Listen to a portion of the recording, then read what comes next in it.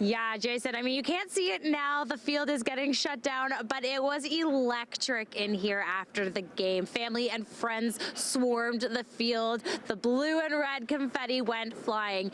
And I mean, here in the stadium, we saw that Winnipeg offense that we anticipated in the first half, but then we saw Zach Collaros make a couple mistakes, and the Montreal Alouettes just completely capitalized on it. Now, I wasn't part of the press conference, so I'm not really sure what Jason Moss said to the team in the locker room, but as soon as they came out in that third quarter, Cody Fajardo was locked in and ready to go. We saw that touchdown pass within 2 minutes of that third quarter, and that's really when you saw that momentum swing. Yes, there was an unfortunate pick by him, but then the whole team just rallied around, and that's kind of been the Montreal story this year. Cody and his band of misfit toys coming through, and that beautiful touchdown to Tyson Philpott in the end zone to secure with just 11 seconds left in the game. We did catch up with a few players, and Jason, you'll have that later on in the show, but Tyson Philpott really just said he was locked in. He knew that route. He knew that Cody trusted him,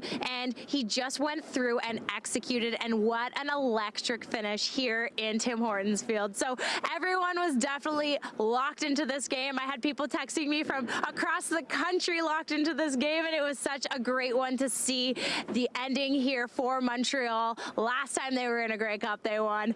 This story is the same. Jason?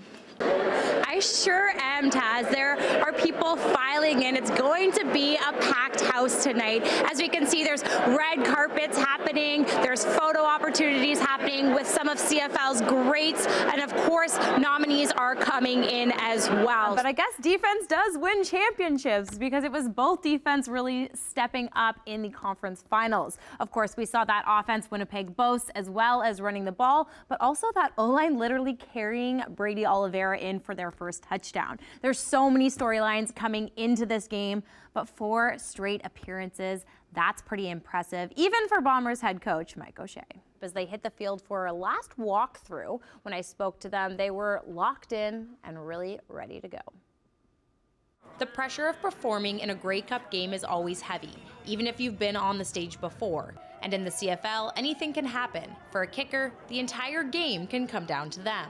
I envision those kicks, right? I envision those big kicks right before the half, right? That can give you that momentum going into the half, right? So personally, for me, I want a game-winning type of situation. And though many players have been on this stage before, Sunday's game is a new one. And even some vets have some pre-game jitters. So both Canadian players of the year are in this Grey Cup game. So they have to take a little bit of a moment out of practice to come join the red carpet here tonight. Of course, we have TSN's panel here as well. So it's going to be a great night all around.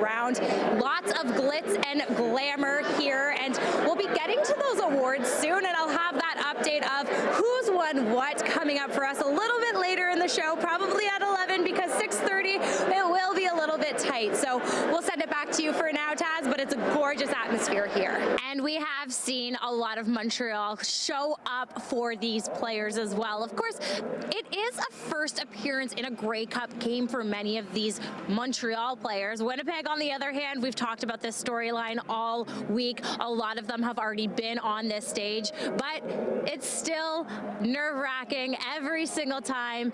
This is what Mike O'Shea had to say. So joining me tonight is owner Michael Onlauer. And Michael, you had a busy off-season, so thank you so much for joining us. Well, my pleasure. There's no other place I'd rather be right now.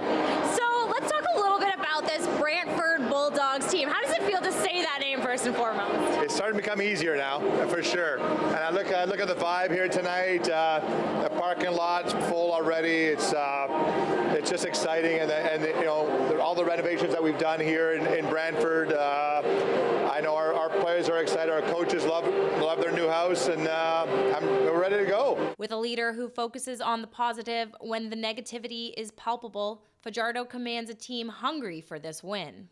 It's been great, you know. Obviously, at the start of this week, there's some nerves, so I kind of felt like I was a little off. But as we've locked in, you know, it's been great. He's kind of said, you know, let all the bad stuff happen right here on the field, but when we get into the field, get into the game, we know that we're going to click and we're going to get it done. Like Castillo on the other side, David Cote hopes the game comes down to him because as a kicker, these are the moments that matter. Kick a lot of time here in the stadium. I visualize it too. I have confidence in myself, so if that were to happen, that's why I'm there. The 110th Canadian Football League Awards saw CFL greats, broadcast legends, and current players all showing up to support the best night in Canadian football. Well, Bubba, we have seen that Montreal is definitely hungry to get to that game, but the Winnipeg Blue Bombers have just touched down here at the museum. So they're currently heading into the museum to get a few refreshments after that long flight. Of course, they were a little bit delayed because Montreal was actually delayed earlier, had to de-ice that plane.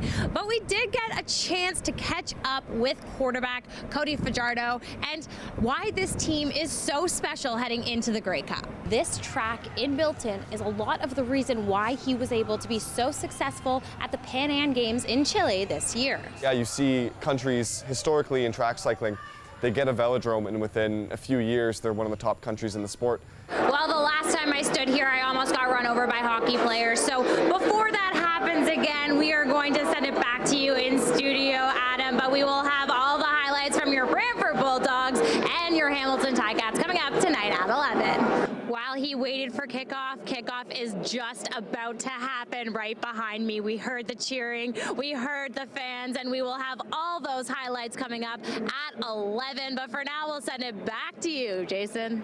Mathieu Betts, Dijon Allen, Javon Leake, and Quantez Stiggers rounded out the winners. But now that all the glitz and glamour of the evening is done, it's back to football business, Bubba, and back to you in the studio.